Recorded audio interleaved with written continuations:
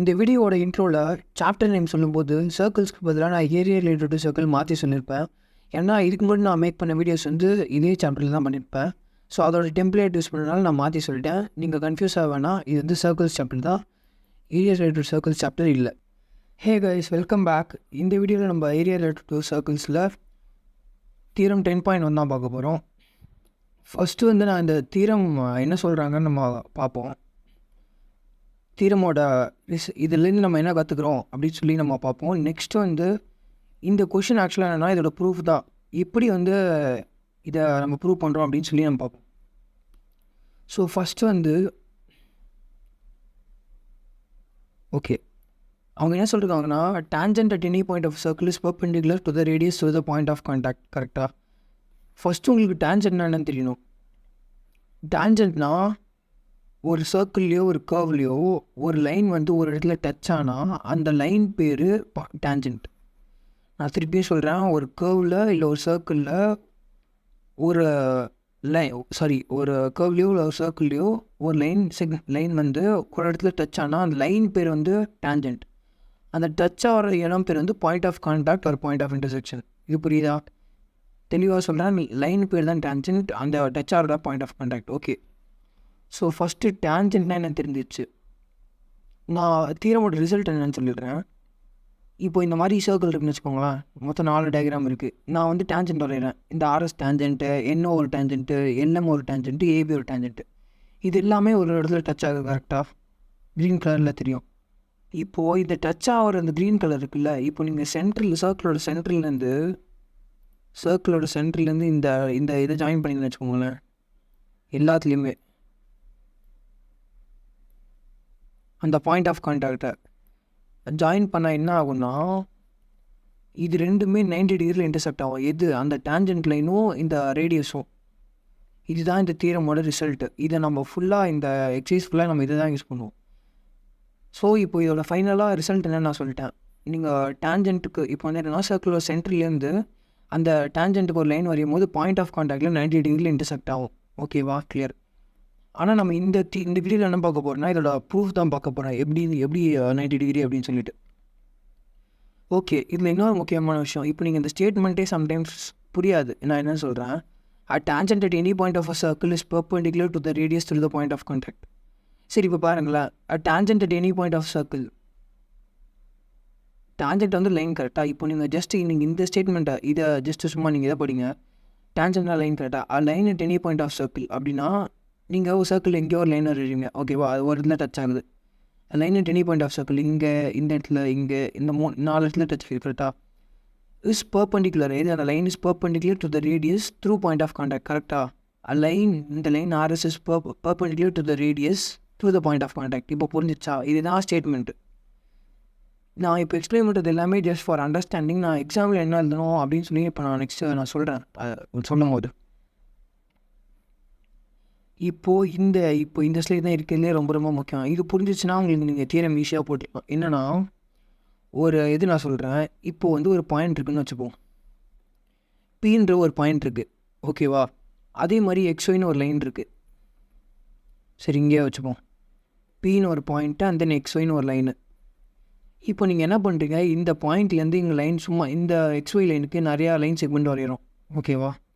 இந்த மாதிரி வரைஞ்சிட்டே இருக்கும். இங்கே இந்த டயக்ராமில் கூட பார்க்கலாம். A1 ஒரு பாயிண்டில் வந்து ஒரு லைன் இருக்குது, லைன் செக்மெண்ட்டு. A2 ஒன்று, M1 ஒன்று, N1 ஒன்று. நான் உங்கள்கிட்ட கொஸ்டின் கேட்குறேன், இதில் இருக்கிறதுலே எது வந்து ஷார்ட்டஸ்ட் டிஸ்டன்ஸ்? அதாவது XY லைனுக்கும் அந்த பாயிண்ட் Pக்கும் இந்த டிஸ்டன்ஸ் கண்டிப்பாக உங்களுக்கே தெரியும், அந்த PM தான். இது வந்து 90 டிகிரியில் இருக்கோ அதுதான் வந்து ஷார்ட்டஸ்ட் டிஸ்டன்ஸ். இல்லை ஷார்ட்டஸ்ட் டிஸ்டன்ஸாக இருந்தால் அது கண்டிப்பாக 90 டிகிரியில் இருக்கும். கரெக்ட்? இது உங்களுக்கு புரிஞ்சிச்சுனாலே போதும். இப்போது என்னென்னா, நான் திருப்பியும் சொல்கிறேன், ஒன்று அது 90 டிகிரியில் இருந்துச்சுன்னா அதுதான் ஷார்ட்டஸ்ட் டிஸ்டன்ஸ், கன்ஃபார்மாக தெரியும். இல்லை ஷார்ட்டஸ்ட் டிஸ்டன்ஸாக இருந்தால் அதுதான் 90 டிகிரியில் இருக்கும். கரெக்டாக? இப்போ நம்ம கொஷனில் என்ன விஷயம்னா, நம்ம 90 டிகிரின்னு ப்ரூவ் பண்ணணும். நம்மளோட இதில் அந்த லைனும் டேஞ்சன்ட்டும் அந்த ரேடியஸும். கரெக்டாக? அப்போது நம்ம இது ஸ்மாலஸ்ட் லென்த்து அப்படின்னு சொல்லி ப்ரூவ் பண்ணிட்டாலே ஆட்டோமேட்டிக்காக 90 டிகிரின்னு சொல்லிடலாம். கரெக்டாக? நம்ம என்ன பண்ண போகிறோம்னா, இதுதான் அந்த சென்ட்ரல்லேருந்து அந்த பாயிண்ட் ஆஃப் கான்டாக்ட் வந்து ஸ்மாலஸ்ட்டு லென்த்துன்னு ப்ரூவ் பண்ண போகிறோம். அப்படி ப்ரூவ் பண்ணிட்டா நம்ம ஆட்டோமேட்டிக்காக 90 டிகிரின்னு சொல்லிடலாம். ஸோ இதுதான் விஷயம். ஓகே, இப்போ இதுதான் நீங்கள் வந்து எக்ஸாம்பிள் எழுதணும். இந்த ஸ்லைடில் இருக்கிறத நான் ஃபஸ்ட் எக்ஸ்பிளைன் பண்ணுறேன், நீங்கள் எதுவும் எழுத வேணாம், யூ கேன் ஜஸ்ட் லிசன். இதுதான் ஸ்டேட்மெண்ட்டு. இதை அப்போ தான் எக்ஸ்பிளைன் பண்ணேன். Tangent at any point of circle is perpendicular to the radius through the point of contact. கரெக்டாக? இப்போ given a circle with centre O. ஆமாம், சர்க்கிளோட centre O, tangent XY and P is the point of contact. கரெக்டாக? P வந்து point of contact, XYன்றது tangent. Okay, given வந்து clear.